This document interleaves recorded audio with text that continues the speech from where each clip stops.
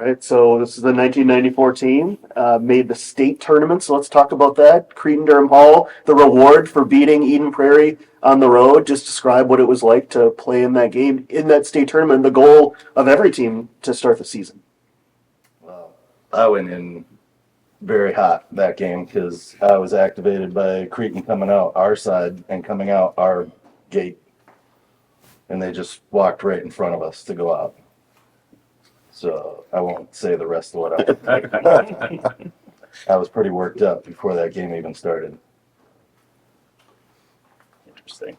Yeah, I'll add that John Bianchi, he was the AD at the time, told us we'd have a home game if we beat Eden Prairie, so it was a huge incentive to get that win and get to that game. And their quarterback was a Bloomington kid who chose to go there, so that was another big John St. Aubin, like very talented athlete in multiple sports. So to show him, like, maybe you should have stuck around kind of thing was a nice little edge to have as well as a D lineman chasing him around. So, And we were so prepared for that game, especially on defense. Yeah. I mean, we were calling their plays based on formation.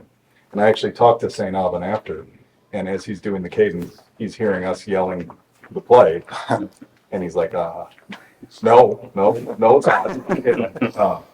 But we were really well prepared for that game. I also love that they had a D1 lineman, who's Webb, that our defensive line just took him out of the game where he didn't want to play anymore. That was fun because we were just gang tackling and knocking them off the line of scrimmage. I remember, we're not a small team by any stretch, but seeing them off the bus, I was like, these guys are thick. It would be a long game, but I think that was a tribute to this team's toughness because they didn't play big that day. We did, and it was pretty awesome because I think it was a pretty lopsided victory too for us. They overlooked us. They thought they would come in and, being the historic program that they were, would roll over us, and we won a fluky game the game before. So they weren't prepared like we were, like these guys mentioned, and we went on a heck of a roll there from taking out Apple Valley into Eden Prairie into Cretin-Derham Hall, all top 5 teams in a row. We were just such a tremendous overall team, top to bottom, from the best player down to the last guy off the bench, just with solid talent across the board and a strong desire to play for each other. This was a close group, not only on the field, but off the field. What are some of the favorite stories that you're allowed to share from that season? Well, we had a string of New Year's bowl games where we would come to my house. I think we had somebody bring an extra TV, and I used all the TVs in the house, and I think we had 4 Sega Genesis that were hooked up to the TVs and had college games going on playing each other while we're watching the bowl games on TV, and a lot of, big food spread, and Dad loved it that all of us were over there hanging out. I think the second to last year we had 14 guys over there. Yeah. It was a good tournament. Things you can do before you have kids, right? Yeah. Yeah.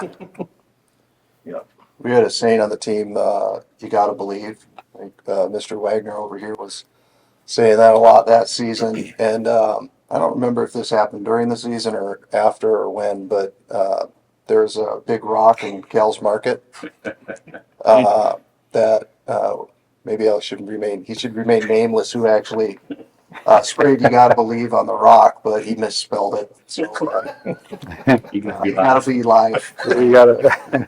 We could have changed that up. We just spent a lot of time together.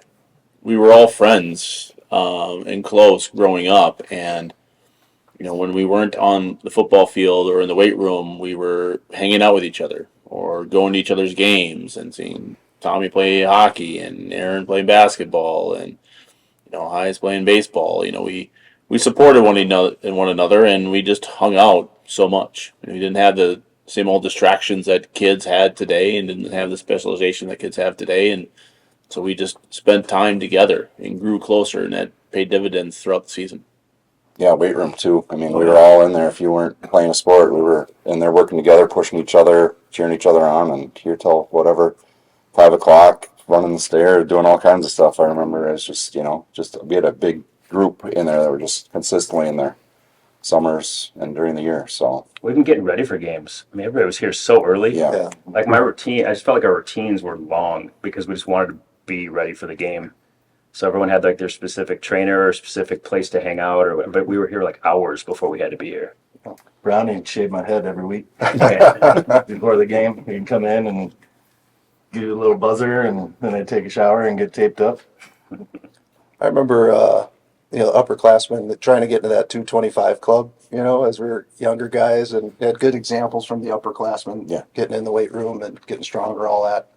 I did get my lowest grade at Jefferson in weight training. Being like 20 pounds one off season or something, muscle and growth or whatever. Got a B. Bro. How did that happen? It's your form. That was the OCB, the Country Buffet, Oh, man. Thursday nights. Oh, that was awesome. Pre-game meals, man, we had a ton of guys. Ponderosa and OCC. Yeah. Yeah. What year did they go out of business? Because was it 1995? I got an eye roll from one of the seating people because I think it was PK, Josh, me, and one of our other, I think, backup linemen. We all walked in together and said, "Table 4." I think one of the things I remember, I can't remember when it started, it was midway, kind of towards the end of the year. Mike, as a captain, started writing like these letters. And you'd come into the locker room before the game and they'd be taped on each locker. And I distinctly remember the highlight video. Coach Vasilio was the one narrating it. And just there's something about his voice reading that letter. And to me, that kind of summed up what that season felt like. And it always came back to the "you got to believe" slogan and message. I think that was just one of those situations where I think the players took on the motivation. The coaches were able to just coach.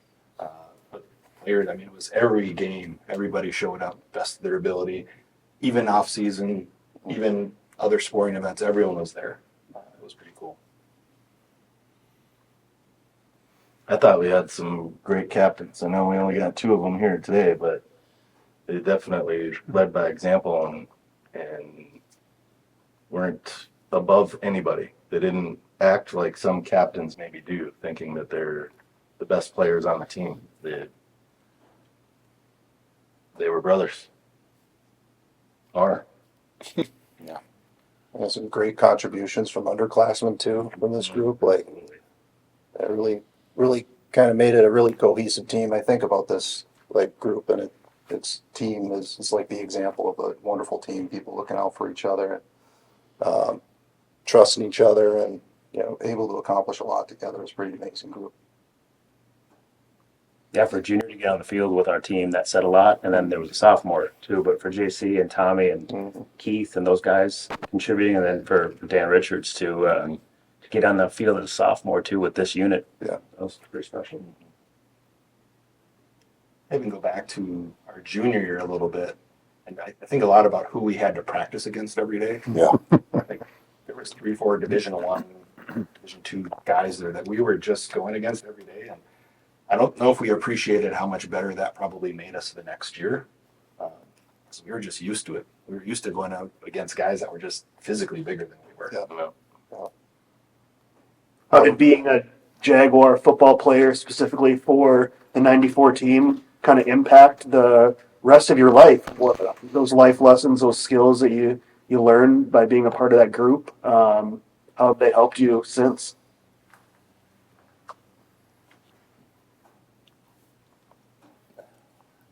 I think you develop an attitude that you have to put the work in, and then when adversity hits, not if, when it hits, you put your head down and grind through it, figure out how to get through it and push, and you're capable of more.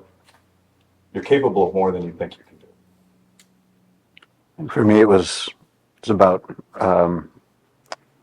just relationships. This is a team that got along really well, as has been said many times. I think for me, playing a little on the hockey side and a little football, I was much more drawn to this team than I was the hockey side because of the character of the people that are sitting here right now.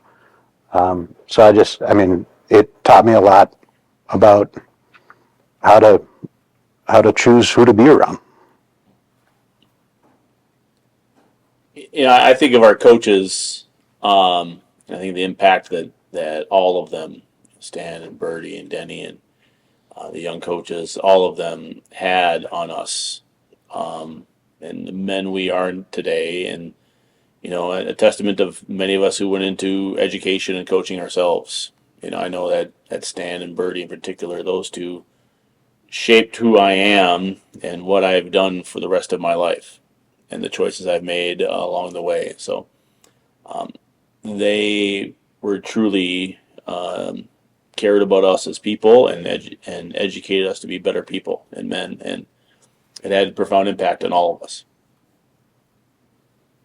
I think to echo what John said, they set an expectation for like class and culture of how you just behave on a daily basis. Yes, sir, no, sir.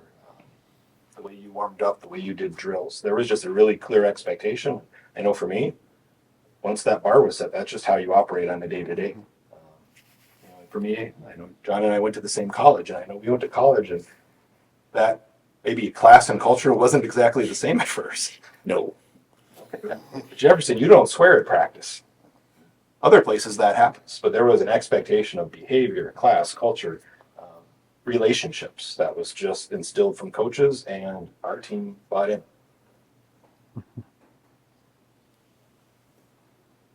We'll say it didn't help me pick roommates because I had two roommates, or actually three roommates that played on teams that beat us that season. So I could have picked better roommates. Just kidding, they're great guys, but they remind me about that season and the Rochester John Marshall game that we lost, and how many first downs we had that game. I get reminded on that every way too often. Then one of my best buddies from college ended up being the quarterback for Alexandria, who's now my neighbor. Really good friend, but they like to remind me of our shortcomings that season. I remind them how far we went to, especially the JM guys that year. But it's a constant reminder of what a great group of people this is and what we accomplished together. It's pretty basic. And your poor choice of neighbors. Poor choice. Yeah, well, I tried to, veer him towards somewhere else, but he had to be close to the vortex.